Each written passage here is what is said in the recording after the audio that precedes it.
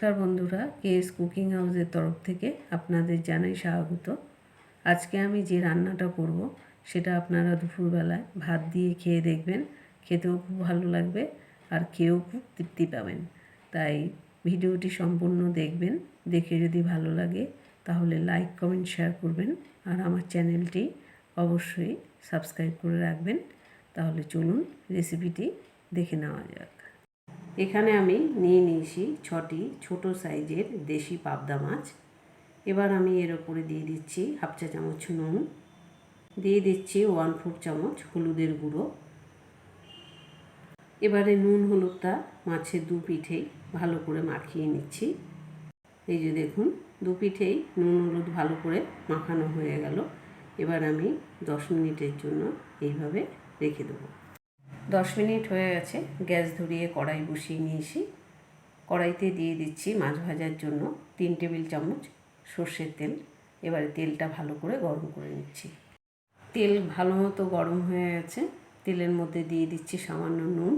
এবারে তেলটা কড়াইয়ের গায়ে ভালোভাবে মাখিয়ে নিচ্ছি, যাতে মাছ ভাজার সময় মাছ কড়াইয়ের গায়ে না লেগে যায়। এবারে আমি 3টে মাছ কড়াইয়ের তেলের মধ্যে দিয়ে দিচ্ছি। আর যেহেতু এটা আঁশবিহীন মাছ, সেই জন্য ঢাকা দিয়ে রান্না করতে হবে, তাই আমি ঢাকা দিয়ে দিলাম। আর গ্যাসের ফ্লেমটা মিডিয়াম করে 2 থেকে 3 মিনিটের জন্য মাছের এক পিঠ হালকা করে ভেজে নিচ্ছি। 2-3 মিনিট হয়ে গেছে, কড়াইয়ের ঢাকাটা খুলে নিচ্ছি। এবারে আমি খুন্তি দিয়ে মাছগুলি উল্টে দিচ্ছি। এই যে দেখুন, মাছের এক পিঠ কিন্তু হালকা করে ভাজা হয়ে গেছে। এবারে অপর পিঠটাও ওই রকম ঢাকা দিয়ে 2-3 মিনিটের জন্য মিডিয়াম ফ্লেমে ভেজে নিচ্ছি। আবারও আমি 2-3 মিনিট পর ঢাকাটা খুলে নিলাম। এবারে মাছগুলি খুন্তি দিয়ে উল্টে দিচ্ছি। এই যে দেখুন, মাছের অপর পিঠগুলিও হালকা করে ভাজা হয়ে গেছে। এবারে আমি মাছ ভাজাগুলি একটি পাত্রে তুলে নিচ্ছি। বাকি যে মাছগুলি আছে সেগুলি আমি এই তেলের মধ্যে দিয়ে দিচ্ছি আর ওই রকমই ঢাকা দিয়ে মিডিয়াম ফ্লেমে 2 থেকে 3 মিনিটের মতো মাছগুলি ভেজে নিচ্ছি। বাকি যে 3 পিস মাছ তেলে দিলাম, সেই 3 পিস মাছের 2 পিঠই হালকা করে ভাজা হয়ে গেছে, এই যে দেখতেই পাচ্ছেন। এবারে আমি এই মাছ ভাজাগুলি একটি পাত্রে তুলে নিচ্ছি। এবার এই মাছ ভাজা তেলের মধ্যে দিয়ে দিচ্ছি আগে থেকে কেটে রাখা 6 পিস লম্বা করে কাটা আলু। এই আলুর টুকরোগুলি আমি 3 থেকে 4 মিনিটের জন্য মিডিয়াম ফ্লেমে হালকা লাল করে ভেজে নিচ্ছি। আলুর টুকরোগুলি হালকা লাল করে ভাজা হয়ে গেছে। এবারে আলু ভাজাগুলি আমি তুলে নিচ্ছি। এবারে এই মাছ ভাজা তেলের মধ্যে দিয়ে দিচ্ছি হাফ চা চামচ কালো জিরে ফোড়ন।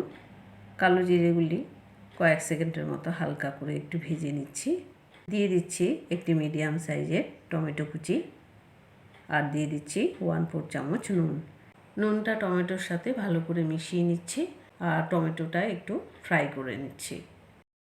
2 মিনিটের মতো মিডিয়াম ফ্লেমে টমেটোটা হালকা একটু ফ্রাই করে নিলাম, যাতে টমেটোটা একটু ভালোভাবে সিদ্ধ হয়ে যায় আর পেস্টও হয়ে যায়। এবার আমি এর মধ্যে দিয়ে দিচ্ছি হাফ চা চামচ জিরের গুঁড়ো, 1 চা চামচ ধনের গুঁড়ো, 1/4 চামচ হলুদ গুঁড়ো, হাফ চা চামচ কাশ্মীরি লঙ্কার গুঁড়ো আর দিয়ে দিচ্ছি 2 টেবিল চামচের মতো জল। দিয়ে দিচ্ছি হাফ চা চামচ আদা বাটা, 2টো চেরা কাঁচা লঙ্কা। এবারে সমস্ত মশলা ভালো করে মিশিয়ে নিচ্ছি। এবারে ঢাকা দিয়ে 5 থেকে 6 মিনিটের জন্য মিডিয়াম টু লো ফ্লেমে মশলাটা ভালো করে কষিয়ে নিচ্ছি। 5-6 মিনিট হয়ে গেছে, ঢাকাটা খুলে নিচ্ছি। এই যে দেখুন, আমাদের মশলা একদম কষে গেছে আর মশলা থেকে তেলও বেরিয়ে গেছে। এবারে আমি মশলাটা উল্টে পাল্টে ভালো করে নাড়িয়ে নিচ্ছি।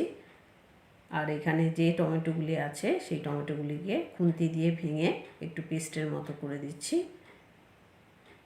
আর আমি ঢাকা ছাড়া মশলাটা আর একটু কষিয়ে নিচ্ছি। মশলা ভালোভাবে কষে গেছে। এবারে আমি এর মধ্যে দিয়ে দিচ্ছি চায়ের কাপে 2 কাপ পরিমাণ জল। এবারে জলটা মশলার সাথে ভালো করে মিশিয়ে নিচ্ছি। এবারে এই ঝোলের মধ্যে দিয়ে দিচ্ছি 1 চা চামচ ল্যাপা ল্যাপা নুন। বা নুনটা ঝোলের সাথে ভালো করে মিশিয়ে নিচ্ছি। এবারে আমি এই ঝোলের মধ্যে আগে থেকে ভেজে রাখা মাছের পিসগুলি দিয়ে দিচ্ছি। দিয়ে দিচ্ছি আগে থেকে ভেজে রাখা আলুর টুকরোগুলি। সবকটি আলু দিয়ে দিলাম। এবারে আমি গ্যাসের ফ্লেমটা ফুল বাড়িয়ে মাছের ঝোলটাকে ফুটিয়ে নিচ্ছি। মাছের ঝোল ফুটে উঠেছে। এবারে আমি গ্যাসের ফ্লেমটা একদম লো করে দিয়ে 7 থেকে 8 মিনিটের জন্য ঢাকা দিয়ে মাছের ঝোলটা রান্না করে নিচ্ছি। 7-8 মিনিট হয়ে গেছে। এবারে আমি কড়াইয়ের ঢাকাটা খুলে নিচ্ছি। এই যে দেখুন আমাদের পাবদা মাছের ঝোল একদম তৈরি হয়ে গেছে। এখানে আমি খুন্তি দিয়ে হালকা হাতে একটু নেড়ে নিচ্ছি। আর এই যে দেখুন আলু কিন্তু ভালোভাবে সিদ্ধ হয়ে গেছে। এবারে আমি ওপর থেকে দিয়ে দিচ্ছি 1 চা চামচের মতো ধনেপাতা কুচি। আর এখানে গ্যাসটা অফ করে দিচ্ছি আর 1 মিনিটের মতো ঢাকা দিয়ে রেখে দেবো, যাতে ধনেপাতার গন্ধটা মাছের ঝোলের সাথে ভালোভাবে মিশে যায়। তাহলেই আমাদের পাবদা মাছের ঝোল একদম তৈরি হয়ে যাবে। মাছের ঝোলটা আমি একটি প্লেটে সার্ভ করে নিয়েছি। এইরকম একটা পাতলা মাছের ঝোল দিয়ে দুপুরবেলায় ভাত খেয়ে দেখবেন, খুব ভালো লাগবে। তাই রেসিপিটি বাড়িতে একবার ট্রাই করে দেখবেন। যদি ভালো লাগে তাহলে লাইক, কমেন্ট, শেয়ার করবেন আর আমার চ্যানেলটি অবশ্যই সাবস্ক্রাইব করে রাখবেন।